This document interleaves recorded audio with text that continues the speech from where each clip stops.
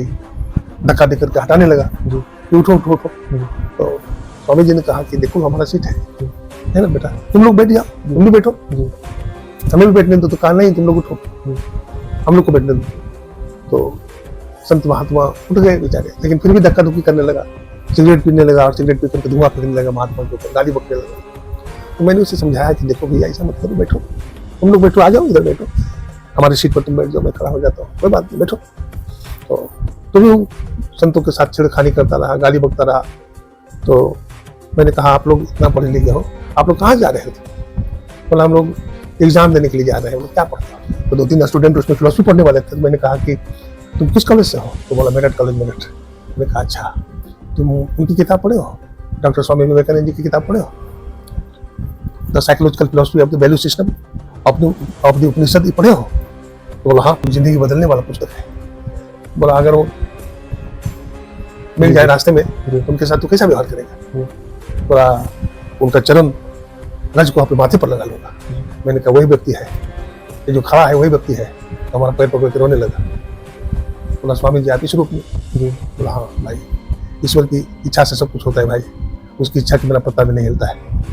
फिर सब संतों को बैठाया, बहुत सेवा किया, फल फूल लाया।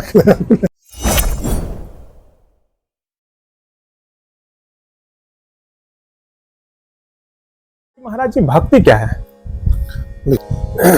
भक्ति का सामान्य अर्थ सेवा होता है जी।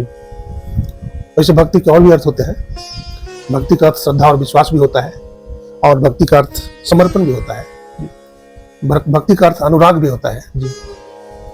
भक्ति शब्द जो है भज सेवायम धातु से बनता है। भज सेवायम धातु में 3 प्रत्यय लगता है जी। फिर भक्ति शब्द की निष्पत्ति होती है। तो भक्ति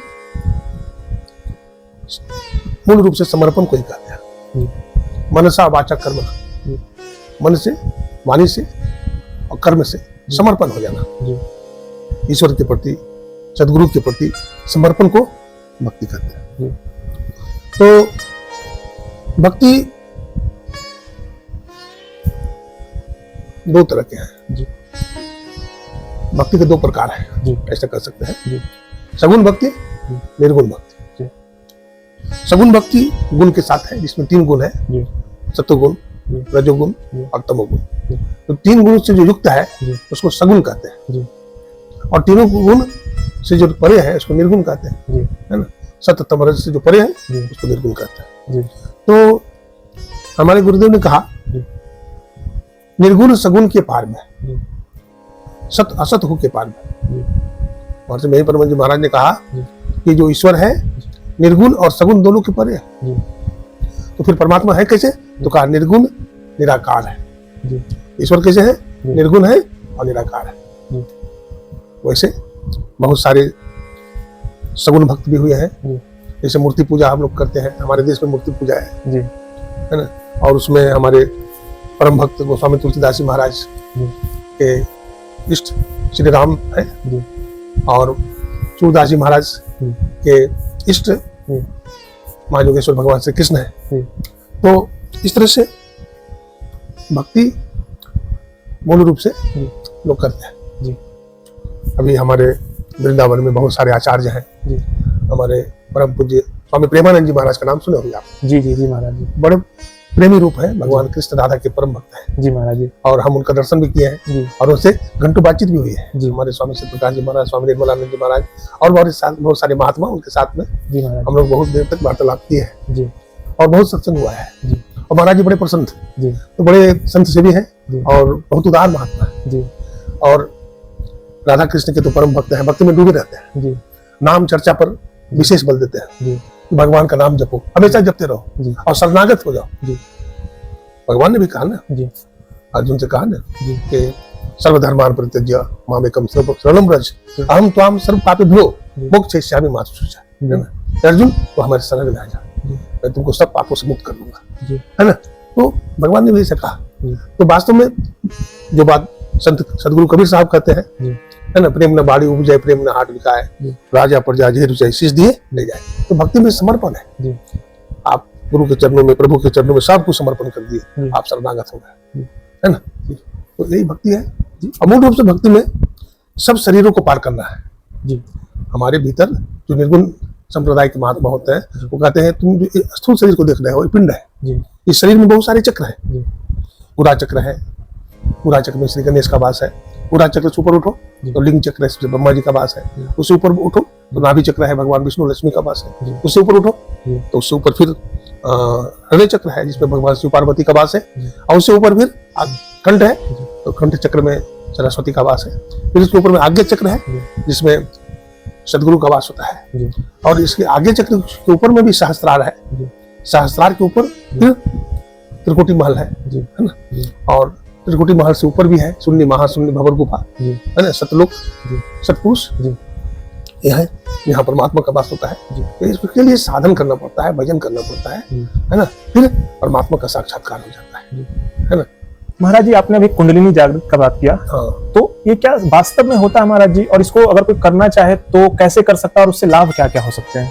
इसके लिए सबसे पहले आपको संत के पास जाना पड़ेगा जो पूर्ण ज्ञाता है जी। उनके शरण में जाइए, वो बताएंगे ध्यान करने की युक्ति बताएंगे, योग साधन कैसे किया जाता है, कैसे आसन लगाया जाता है ना, किस तरह से अपने प्राण को रोका जाता है ना, और फिर आप कैसे 10वां द्वार में प्रवेश करते हैं आज्ञा चक्र में, है ना, ये सब बातें बताएंगे आपको। महाराज जी आपने अभी प्रेमानंद जी महाराज का बात किया, तो उनको हम लोग आजकल YouTube के माध्यम से उनके बारे में हम लोग जान पाए हैं। महाराज जी हम लोग आपके गुरुदेव के बारे में बहुत कम जानते हैं और कहें तो उतना हम लोग नहीं जान पाए, तो कृपया करके उनके बारे में थोड़ा बताइए, उनकी महिमा थोड़ा बताएं। हमारे गुरुदेव ने मूल रूप से कहा कि सब संतन की बड़ी बलिहारी। जी महाराज जी। हमारे गुरुदेव ने किसी का काट छाट नहीं किया जी। ये कहते हैं कि संत मत कोई मत नहीं है जी। सभी संतों का जो मत है वही संत मत जी। इसलिए कोई भी मत है, सब मत में अपनी अपनी बात होती है। जो कबीर पंथ के हैं कबीर साहब की बात करते हैं, जो गुरु नानक पंथ के हैं, जो दरिया पंथ के हैं दरिया साहब की बात करते हैं, कोई दादू पंथ के हैं तो दादू संप्रदाय की बात करते हैं, कोई अन्य है तो अन्य संप्रदाय की बात करते हैं, लेकिन संत मत जो सबकी बात करता है, सबकी बात करता है, सर्वधर्म समन्वय है ना। संत मत में कोई संत बड़ा कोई छोटा नहीं होता है। महाराज जी आजकल हम लोग YouTube पे देखते हैं कि बहुत सारे संजन के प्रति जो है लोगों के मन में गलत धारणाएं हैं। आजकल कलयुग अपने चरम सीमा पे है, तो महाराज जी हमने देखा है कि बहुत ज्यादा जो है अलग कहें तो गंदे तरीके से संत समाज को ट्रीट किया जाता है। महाराज जी क्या महाराज जी आपके साथ भी कुछ ऐसा हुआ है? क्या हमारे साथ भी हुआ है। भगवान श्री राम बोल रहे ना, रामचंद्र कह गए कि सिया से ऐसा कलयुग आएगा, हंस चुने का दाना हुआ मुतिम खाएगा, है ना। तो संत कबीर साहब की 72 कसनी प्रसिद्ध आप जानते हैं। संत पलटू साहब को अग्नि में फेंका गया, जलाकर मारने का प्रयास किया गया, और अनेक संतों के साथ भी बहुत तरह की अनहोनी घटना घटी, जुल्म हुआ। महाराज जी कुछ ऐसी घटना जो आपके साथ हुआ? हाँ, हमारे साथ भी हुआ। जब मैं कॉलेज में पढ़ाता, जब प्रोफेसर था मेरठ कॉलेज में में जी, उस समय की बात है कि बात जब मैं रिजाइन दे दिया तब की बात है कि प्रयागराज इलाहाबाद में कुंभ का मेला लगा था। तो हमारे मन में भी इच्छा हुई थी कि हम भी जाएंगे, संतों का दर्शन करेंगे। तो उसमें 2-3 महात्मा और थे दूसरे संप्रदाय के, तो हम लोगों की टिकट एक ही साथ बनी थी। हम लोग बैठे थे अपनी सीट पर, बर्थ पर। तो उस दिन परीक्षा थी, तो स्टूडेंट सब की काफी भीड़ थी ट्रेन में।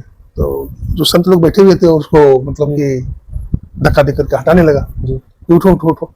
तो स्वामी जी ने कहा कि देखो हमारा सीट है ना बेटा, तुम लोग बैठ जाओ, तुम भी बैठो, हमें भी बैठने दो। तो कहा नहीं तुम लोग उठो, हम लोग को बैठने दो। तो संत महात्मा उठ गए बेचारे, लेकिन फिर भी धक्का धुक्की करने लगा, सिगरेट पीने लगा, और सिगरेट पी करके धुआं फेंकने लगा महात्मा के ऊपर, गाली बकने लगा। तो मैंने उसे समझाया कि देखो भैया ऐसा मत करो, बैठो, तुम लोग बैठो, आ जाओ इधर बैठो, हमारी सीट पर तुम बैठ जाओ, मैं खड़ा हो जाता हूँ, कोई बात नहीं, बैठो। तो भी संतों के साथ छेड़खानी करता रहा, गाली बकता रहा। तो मैंने कहा आप लोग इतना पढ़े लिखे हो, आप लोग कहाँ जा रहे थे? बोला हम लोग एग्जाम देने के लिए जा रहे हैं। क्या पढ़ते हो? तो कोई बोला मैं इंजीनियरिंग कर रहा हूँ, हम लोग IAS का परीक्षा देने जा रहे हैं, है ना। तो मैंने पूछा तुम्हारा सब्जेक्ट क्या है?